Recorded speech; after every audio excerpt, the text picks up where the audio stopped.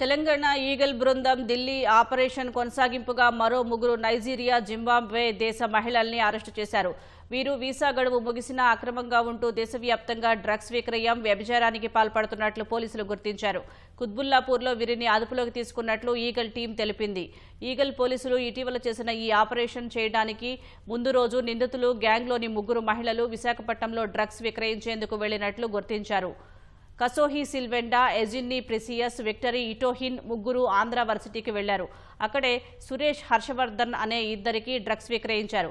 అనంతరం పార్వతీపురం ప్రాంతానికి చెందిన సందీప్ విదేశీ ఎస్కార్ట్ వెబ్సైట్ ద్వారా ఈ ముగ్గురిని బుక్ చేసుకున్నాడు. సందీప్తో పాటే రాత్రి విశాఖలోని ఒక సర్వీస్ అపార్ట్మెంట్లో గడిపారు. ఈగల్ బృందాలు ఈ సమాచారం తెలుసుకుని అక్కడికి చేరుకునే లోపే ముగ్గురు మహిళలు తప్పించుకున్నారు. పోలీసులు ఆపరేషన్ గురించి తెలుసుకున్న నిందితులు తమ దగ్గరున్న డ్రగ్స్ పారేశారు. హైదరాబాద్లోని పృథ్వీచంద్రను కలిసేందుకు వెళ్తున్నారనే సమాచారం తెలుసుకున్న పోలీసులు నిన్న కుత్బుల్లాపూర్ వద్ద వీరిని అదుపులోకి తీసుకున్నారు. ముగ్గురి పాస్పోర్ట్లు పరిశీలించగా వీసా గడువు ఎప్పుడో ముగిసినట్లు తేలింది.